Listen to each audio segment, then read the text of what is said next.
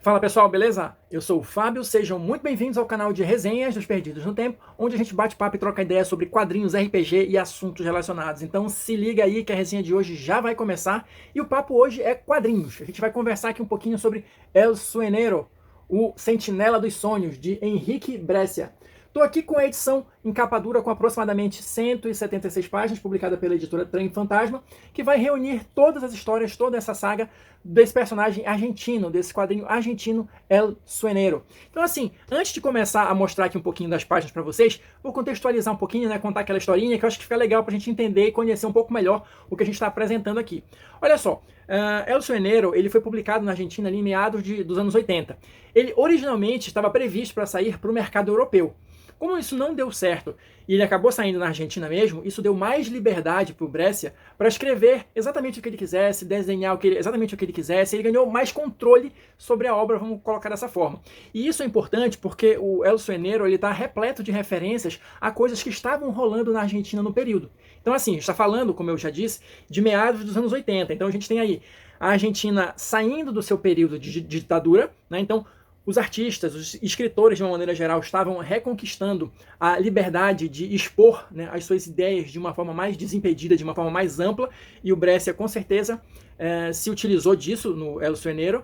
A gente tem também aqui consequências, reflexos, amarguras por causa da Guerra das Malvinas, né, aquela disputa entre a Inglaterra e a Argentina pelas Ilhas Malvinas, ou pelas Ilhas Falkland, né, como chamam os ingleses. Enfim, então, tudo isso está presente aqui no El Sueñero. O que eu quero dizer com isso? Qual é a consequência disso? É uma obra que ela está cheia de referências à história da Argentina daquele período específico. Então, se você não conhece isso profundamente, provavelmente você vai perder algumas referências. Isso te impede de ler a história? Não, não impede, mas com certeza, se você conhecer, ou se a partir disso, né, se isso servir como porta de entrada para você estudar e conhecer mais sobre esse período da Argentina, provavelmente você vai encontrar várias outras referências aqui, beleza? Então, deixa eu começar aqui a mostrar para vocês um pouquinho, olha, a arte do Brescia, deixa eu aproximar aqui, foi uma coisa que realmente me chamou a atenção, eu achei ela bem bonita, bem detalhada, bem bacana, né? E a edição vai abrir justamente com texto, contextualizando um pouquinho tudo isso que eu comentei com vocês, né? Essa questão do período em que que a obra foi publicada lá fora, né? As influências do Brescia e tudo mais, enfim, contando um pouquinho dos bastidores, né? E aqui a primeira página, deixa eu aproximar aqui para vocês darem mais uma olhadinha na arte dele, né?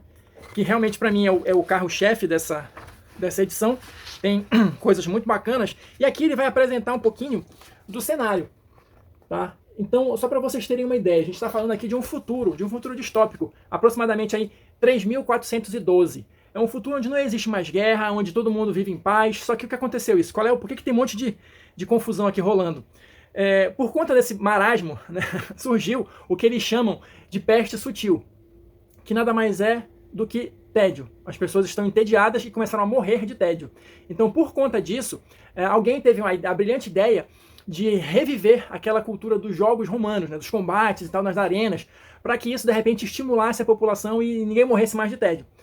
Só que não tem mais guerreiros, ninguém mais briga porque a sociedade é pacífica. Então, aí é que entra o El Sueñero.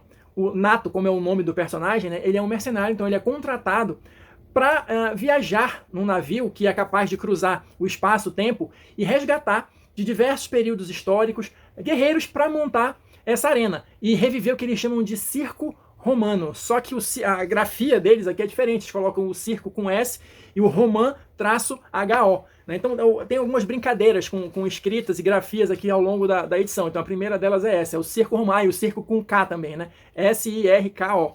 Então, enfim, aí o Natus vai nessa missão, né? Deixa eu mostrar uma ilustração dele aqui bem bacana também. Ele sai nessa missão justamente para começar a reunir o elenco que vai brigar no circo romano. Olha aqui o navio.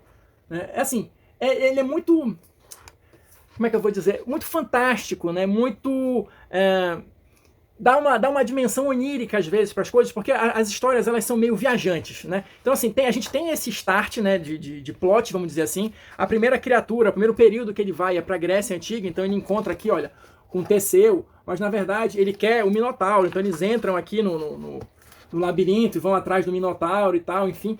E o Minotauro é o primeiro que é capturado por ele, mas inclusive isso é bem interessante, olha, o Minotauro, ele vai estar aqui, ó, com uma roupa de touro espanhol, naquelas touradas, né, de toureiro e tal. Então, tem todas essas brincadeiras. Só que o lance do El Sueñero é que, assim, ele me lembrou bastante também uma outra revista que eu já comentei aqui no canal, que é o Espadas e Bruxas, do Esteban Maroto. Vou até deixar aqui no card. Em que sentido? Os capítulos dessa história aqui, eles são capítulos curtos, mais ou menos ali de 8 páginas. E as histórias, elas não têm uma sequência direta, não tem um encadeamento do roteiro ali. Cada história que começa, a gente vai encontrar os personagens num local diferente, fazendo uma coisa diferente, então não tem um fio narrativo muito conciso entre uma história e outra. Eu acredito que isso fosse mais comum na época, né? Porque isso é importante de comentar também. Essas histórias, elas saíram originalmente na chamada revista Fierro, que se tornou bastante famosa na Argentina nesse período ali, né, da saída da ditadura e tudo mais. Então, ela era uma revista, salvo engano, mensal.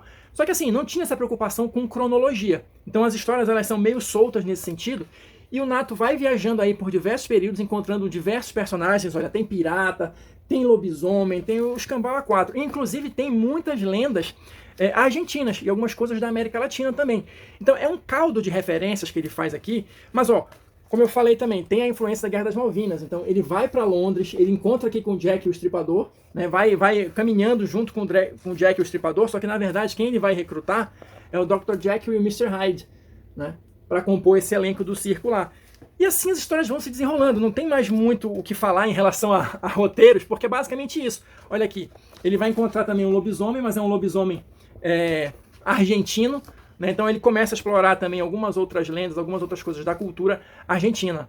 No final das contas, acaba que essas criaturas que ele captura, esses personagens que ele captura, ninguém vira prisioneiro de fato, né? Eles acabam andando juntos aí, ó, explorando as coisas e vivendo outras aventuras. Então assim, como o próprio Brescia fala aqui, deu em algumas entrevistas, depois estão reproduzidas aqui, ele ia meio que escrevendo sobre o que ele estava afim e a história foi mudando ao longo do caminho, né? Ao longo do percurso. Tanto que, como eu falei, ela não tem uma sequência encadeada, assim, de fatos. Eles, na verdade, nunca voltam para montar o tal do circo romano. Já vou dar esse mega spoiler aqui, né? As outras histórias, elas vão ficando cada vez mais estranhas e bizarras, e eles vão explorando esse mundo aí, onde ele pode ir para qualquer lugar do tempo e do espaço, né? O que chama mesmo a atenção são as ideias que ele vai colocando aqui, e a série vai cada vez mais embarcando numa onda de referências políticas e alegorias em relação a isso. Por isso que eu digo que é importante, que é interessante você conhecer um pouquinho da história da Argentina para poder pegar mais essas referências, né? Porque elas só vão aumentando ao longo do desenrolar da história. Mas o traço do Brescia fica também, na minha opinião, cada vez mais legal, cada vez mais bacana. Então tem umas imagens realmente que ele cria aqui, eu acho que são bastante interessantes. Eu nunca tinha lido nada dele, nem conhecia nada do quadrinho argentino, então por esse lado também eu acho que é interessante, né? E assim, a história, como eu falei, ela não vai ter um desfecho, ela não vai ter um final. Porque a publicação foi encerrada e as histórias não tiveram um desfecho. 20 anos depois, num material que também está contido aqui nessa edição, a revista Fierro, salvo engano, foi relançada ou teve uma edição especial comemorativa, alguma coisa assim. E o Brescia voltou para trazer mais histórias do El Sueñero. Então tá aqui, olha, a gente vai ter no finalzinho aqui esses 20 anos depois, as histórias de 20 anos depois. A gente vai encontrar um personagem jamais envelhecido, com outro elenco de apoio. O Brescia colocava muito dele também nas histórias. Então, ele dava voz a alguns personagens específicos, a pessoas conhecidas dele, o pai, faziam pontas aqui e ali. Então, é uma coisa muito pessoal para ele. E essas histórias do 20 anos depois vão retratar também um pouco do próprio Brescia, né? Do envelhecimento dele, do amadurecimento dele nesses 20 anos. E aqui a gente vai seguir o mesmo estilo. Histórias mais curtinhas, também, salvo engano, até menores, de 6 páginas, com algumas páginas coloridas, né? E assim, isso aqui supostamente é o final da saga do El Sueñero. Só que adianto logo, ele também não volta para o circo romano, né? Até porque o elenco de apoio é todo diferente. E assim, é aquele tipo de final aberto a diferentes interpretações. Então assim, no frigir dos ovos, eu acho que é uma história interessante de se conhecer pelo traço do Brescia. Se você gosta dessas histórias com estilo mais viajante, assim tal, provavelmente também você vai curtir algumas ideias que o Brescia lança aqui. De resto, eu acho que você, de fato, precisa ter um pouquinho de conhecimento da história da Argentina desse período para entender algumas coisas. Eu confesso que não tenho, mas vou procurar me informar um pouquinho mais, porque eu acho que vale a pena.